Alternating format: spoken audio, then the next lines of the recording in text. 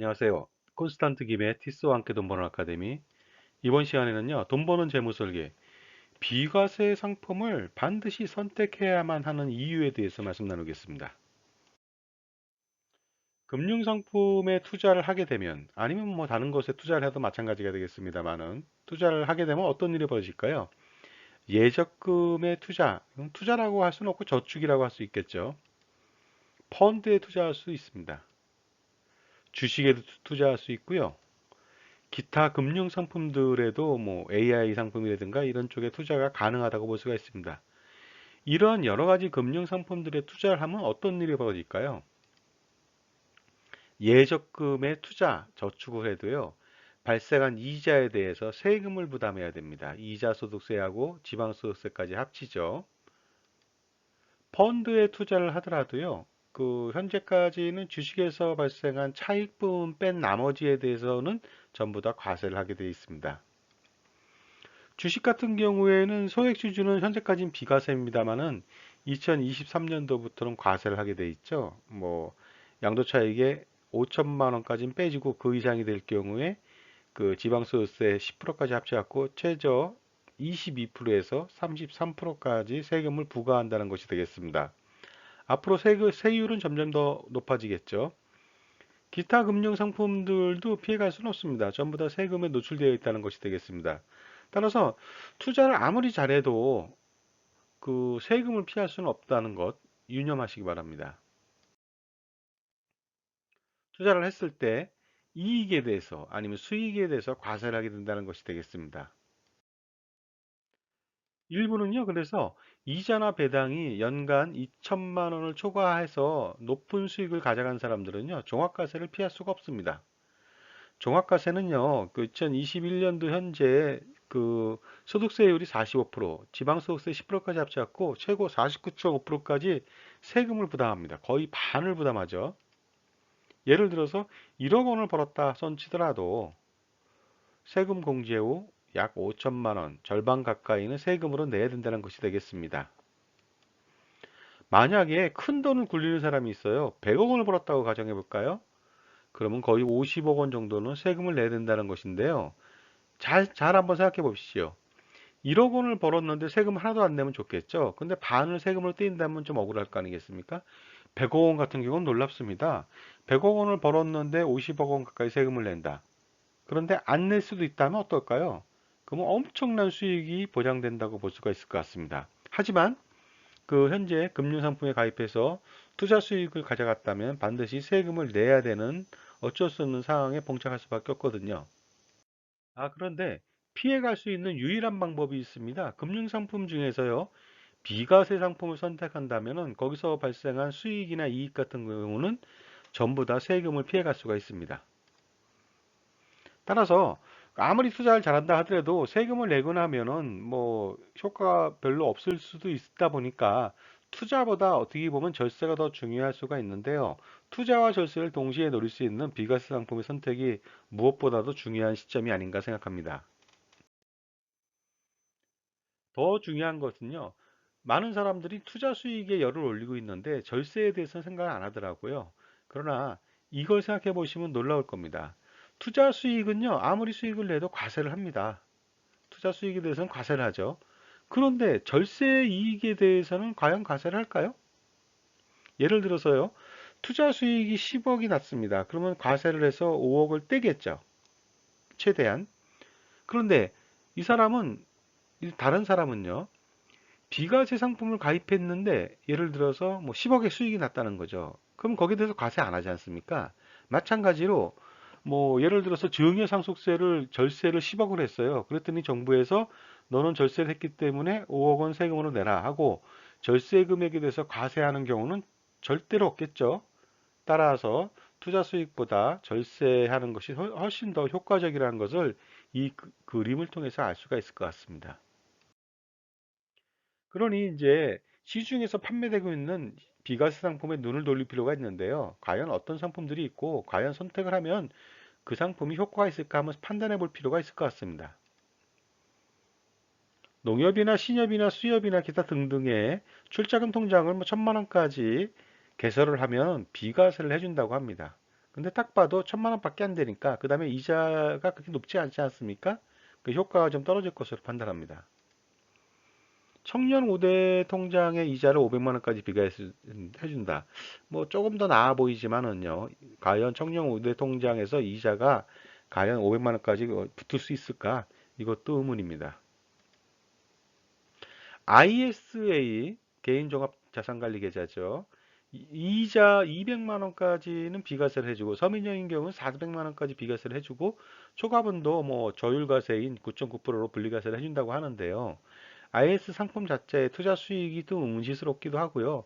금액 전체가 한도가 있고요. 200만 원밖에 그 이자 200만 원에 대해서 비과세 해주면 그다지 큰 효과가 있을까요? 그리고 만 65세 이상이거나 장애인이거나 아니면 수급권자라든가 아니면 독립유공자라든가 이런 분들은 비과세 종합저축을 금융권 통틀어 한 계좌 5천만 원까지 가입이 가능하게 되겠습니다. 그 마찬가지입니다. 금융권, 특히 은행을 중심으로 가입을 할 수가 있는데요. 이자 수익이 별로 없다 보니까 효과는 아주 미미할 것으로 판단합니다. 이렇게 시중에 나와 있는 비과세 상품이라고 하는 것들이요. 가입 조건이 까다롭고요. 가입 한도가 있고 가입 시한이 있고 비과세 한도가 있고 이러한 여러 가지 제약 조건이 있다 보니까요. 효과가 굉장히 미미하다. 실질적인 비과세 혜택이 또 미미하지만은요. 이런 조건들 때문에 커다란 자산을 운영해서 비과세 혜택을 보기는 정말로 백년 하천이 아닐 수가 없을 것 같습니다. 만약에 비과세 상품이라고 해서 가입을 했다 치겠습니다. 월 20만 원 가입했고요. 10년 동안 납입을 했어요. 그러면은 이게 비과세라고 좋아할 내용이 아니라는 겁니다. 왜냐하면 10년 동안 20만 원씩 낸다면 원금은 2,400밖에 안 됩니다. 2,400에서 만약에 이자 주는 상품이었다면 이자가 과연 얼마 나올까요? 이자도 얼마 안 되지만 거기에 대해서 세금 안 뗀다고 해서 좋아할 필요가 있을까요? 그렇지는 않다고 봅니다. 그래서 실질적인 비과세 효과가 별로 없다 하고 판단할 수가 있을 것 같습니다. 남아있는 비과세가 있을까요? 그 현존하는 비과세가요. 원래는 이제 가장 큰 비과세가 보험 비과세하고 주식 비과세였는데 주식이 2023년부터 그 바로 과세로 전환했다는 거 아니겠습니까? 보험은 어떻게 됐을까요? 보험은 과거에 그 매월 1억이나 10억이나 100억을 내도 비과세였습니다. 그러나 바뀌었죠. 월 150만 원까지만 비과세 해주니까 이것도 비과세 혜택이 많이 축소됐습니다. 커다란 자산을 운영하시는 분들은 뭐 특별한 뭐 혜택이 있다고 보기가 좀 어려울 것 같습니다. 그리고요, 과거에는 일시납보험료, 그 즉시연금 같은 경우 100억씩 가입하는 사례가 종종 있었습니다. 100억을 가입해도 거기서 발생하는 이자는 전부 다 세금이 하나도 없거든요. 근데 이것도 마찬가지로 개인별로 1억 원까지만 가입을 하다 보니까 금리도 낮고 하니까 비과세 효과가 정말로 없어갖고 이제는 그 주식 과세에 이어서 보험도 별 볼 일 없는 비과세 혜택이 남아있다고 보는 것이 되겠습니다. 그런데요, 너무 걱정할 건 없습니다. 아직 희망은 있다는 것이죠. 종신형 연금보험이라는 게 있습니다. 이 상품이 무엇이냐? 이 상품에 가입하면요, 그 뭐라고 할까? 한도가 없다는 것이 되겠습니다. 누구나 가입할 수가 있습니다. 개인별로. 예를 들어서 어린애가 가입을 했어요. 매월 100만 원씩 가입했다. 비과세입니다. 가정주부가 매월 1000만 원씩 가입했습니다. 비과세입니다. 아니면 CEO가 매월 1억씩 가입했습니다. 비과세입니다. 아니면 재벌이 매월 100억씩 가입했습니다. 전체 다 비과세가 되겠습니다. 그러나 이제 조건이 있죠. 근데 조건도 너무 까다롭지가 않습니다. 너무 쉽습니다. 보시게 되면요. 종신형 연금보험에는 이 당구장 표시에 맞춰서 가입을 하면 월납의 한도에 구애받지 않고 무조건 비과세를 해준다는 것이 되겠습니다. 조건 한번 알아볼까요? 종신형 연금보험에 가입하고요. 55세 이후에 연금을 받는다는 조건이죠. 55세가 아니라 뭐 80세 받아도 관계없겠죠. 그 다음에 중간에 그 보험금이나 기타 수익을 가져갈 수는 없습니다. 물론 계약 대출하고 중도 인출은 가능하다. 뭐 계약 대출이나 중도 인출을 통해서 입출금을 한다면 유리하겠죠. 그 다음에 그 만기 때 일시금을 수령하면 과세하겠다는 것이 되겠습니다. 그러나 미래에 80세 이후에 연금 받으면 되지 않겠습니까? 아니면 그 전에 일부 중도 인출을 해서 쓰고 나머지는 연금을 받는다면 효과적이겠죠. 가입자가 예를 들어서 계약자가 아버지고 피보험자가 아들이다. 그러면 비과세 혜택이 없습니다. 그러니까 계약자, 피보험자, 수익자가 동일한 조건, 내가 나를 위해서, 나한테 주기 위해서 가입을 한다. 그 누구나 가능하잖아요. 자식도 자식 이름으로 가입하고, 와이프도 와이프 이름으로 가입하고, 아빠도 아빠 이름, 할아버지도 할아버지 이름으로 가입한다면 뭐 너무 쉽지 않겠습니까? 그 다음에 무슨 뭐 기대여명 이내 연금 보증기한을 설정해 놓고 사망 이후에는 뭐 연금 제한이 소멸된다. 이건 뭐 기준에 따라서 받으면 되는 것이고요. 연금의 상한액도 뭐 3배 이내로 받는다는 그런 조건들인데요. 이 조건들은 그 소위 말해서 비과세 조건이라고 만들어 놨지만요. 아무런 문제가 없습니다. 누구나 가입이 가능하다는 것이 되겠습니다. 그래서 이렇게 이 조건을 맞춘다면은 아주 쉽게 말씀드려갖고 내가 나를 위해서 정신연금을 가입했습니다. 매월 300만 원 가입했습니다. 그러면 어떻습니까? 전액 다 비과세입니다. 1000만 원을 넣어도 비과세가 되겠죠. 개인별로 가입하면 됩니다. 예를 들어서 아버지, 어머니, 자녀들, 손자들 다 가입이 가능합니다. 그런데 이런 상품들이 비과세라고 해서 무턱대고 가입하면 좋냐? 그렇지는 않습니다. 상품 선택 포인트가 있습니다. 투자 수익이 중요하다고 볼 수가 있습니다. 왜냐하면 비과세라고 하면은 비과세가 되려면 투자 수익이 많아야지. 예를 들어서 투자 수익이 100억이다. 그래서 거기서 나오는 세금은 하나도 없다. 이래야 효과가 있는 것이지.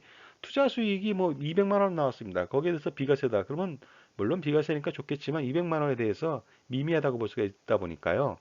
상품을 선택해도 효과적으로 투자가 가능하고 안전한 상품들을 선택한다면 나중에 투자 수익에 대해서 전체 다 비과세 혜택을 보니까 당연히 우선적으로 투자 수익이 우선입니다. 따라서 연금 같은 종신연금 같은 경우에는요. 공시형 상품하고 변액형 상품이 있습니다. 두 가지로.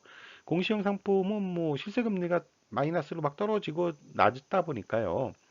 그러니까 그 상품에서 얻어지는 수익은 미미할 것으로 판단합니다. 그 100년 하청형인 상품이라고 볼 수 있고요.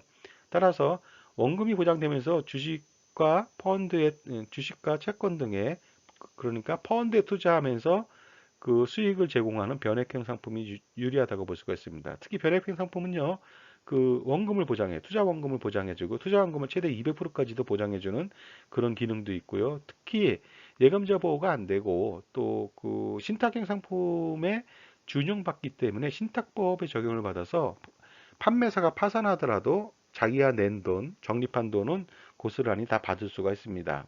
예를 들어서 예금자 보호 상품은 5천만 원 초과하는 것은 전부 다 그 뺏길 수가 있습니다. 예를 들어서 10억 원을 가입했다 그러면 5천만 원 받을 수 있거든요. 그러나 변액 상품은 10억 원을 가입하고 적립금이 12억 원이다. 12억 원 전체 다 판매사가 파산하더라도 받을 수가 있다는 것이 되겠습니다. 만약에 연 3.75% 투자 수익률로 한번 시뮬레이션 한번 해봤습니다. 어느 정도 나올까요? 장기 투자를 하면 좋겠죠? 40세 여자인 경우에 100만 원을 넣습니다. 70세 시점에 196% 정도 나오고요. 100세까지 연금을 최저 받을 수가 있거든요. 그러면 276%의 수익을 가져가면서 비과세 혜택은 무려 2억 1175만 원 정도 수준이 되고요. 300만 원 넣는다면요. 비과세 혜택은 6억 3,525만 원입니다. 여기에 대해서 세금이 없다는 것이 되겠죠. 500만 원을 가입한다면 무려 10억 5천만 원 이상이 됩니다. 그런데 이렇게 그 중년 여성 아니면 무슨 배우자보다 더 효과적인 사람은 자녀가 되겠습니다. 어린 자녀가 되겠는데요. 15세 남자가 100만 원을 넣었다. 70세 시점에 427%가 나오고요. 100세까지 600% 이상의 수익을 가져갈 수 있고 100만 원 내고 6억 이상의 비과세 혜택을 볼 수가 있습니다. 300만 원이라면 어떨까요? 그러면은 70세 시점에 427% 맞고요. 그 다음에 비과세 혜택 금액은 무려 18억 이상이 되겠습니다. 그런데 이 투자 수익률 3.75% 너무 낮아 보이지 않습니까? 수익 6%를 한번 따져볼까요? 6%로 한다면요. 여기서는 이제 자녀만 보겠습니다. 100만 원을 투자했다. 10년 동안. 70세 시점에 무려 1879.8% 수익을 가져갑니다. 비과세 혜택 금액은 21억 3,500만 원이나 됩니다. 300만 원을 넣었다. 그러면 어떻습니까? 64억 이상의 그 비과세 혜택을 볼 수가 있다는 것이 되겠습니다. 만약에 300만 원을 더 넘게 넣는다면 어떻게 될까요? 예를 들어서 뭐 1000만 원을 넣는다. 그러면 뭐 몇백억 이상의 비과세 혜택을 받을 수가 있으니까 당연히 그 이 상품의 선택은 굉장히 중요한 포인트라고 볼 수가 있을 것 같습니다. 자식한테요. 그 상속을 많이 합니다. 효과적인 상속세를 줄이고 그다음에 안정적으로 성공적으로 그 상속 재산을 이전시켰습니다. 그래 놓고 나서 문제가 없다고 판단하는 분들은 문제가 더 심각합니다. 왜냐하면 아무리 상속세를 줄여서 효과적으로 자녀한테 상속을 했습니다. 재산 100억, 200억을 넘겨줬다 하더라도 자녀는 미래 세금 폭탄에 노출되는 리스크를 갖고 있다는 것이 되겠습니다. 부모로부터 세금을 줄여서 받았는데 100억을 그 100억이 전부 다 세금이 노출된다는 뜻이 되겠습니다. 따라서 현명한 부모님이라면 당연히 어떻습니까? 자녀한테 성공적인 그 상속을 해주고요. 그리고 나서 그 재산에 대해서도 미리 그 세금을 피할 수 있는 비과세 상품을 가입할 수 있도록 어떻게 보면 넥스트 제너레이션 플랜을 처음부터 가동시킨다면 자자손손이 그 부를 자산 이전을 계속적으로 효과적으로 운영할 수가 있을 것 같습니다. 따라서 상속보다 더 중요한 것은요, 자녀에게 비과세 상품을 가입해서 운영하게 하는 것이 아주 중요하다고 볼 수 있습니다. 어떻게 하면 좋을까요? 자녀는 돈이 없답니다. 어린 자녀는. 어린 자녀한테 사전에 증여를 많이 하셔야 됩니다. 많이 하시고요. 그 돈으로 자녀가 비과세 종신연금을 가입해서 운영을 하는 것이 되겠습니다. 그렇다면은요, 이 비과세 종신연금 운영의 성패는요, 커다란 금액이 되겠습니다. 따라서 커다란 금액, 큰 금액을 운영하게 하고서 성공적으로 자산 이전을 해서 상속을 한다면 나중에 자녀는 그 상속 자금이 많을 거 아니에요? 그 돈으로 또 어떻습니까? 종신연금에 추가 납입을 한다든가 기타 운용을 통해서 평생 자녀는 비과세 혜택을 보면서 평생 자산을 운영할 수 있는 아주 효과적인 방법이 될 수가 있습니다. 자, 오늘은요, 그 비과세 상품이 왜 필요한지, 근데 상속에서 더 중요한 것은 비과세다. 따라서 현존하는 비과세 상품을 반드시 그 없어지기 전에 먼저 가입하는 것이 아주 중요한 포인트라고 말씀드릴 수 있습니다. 감사합니다.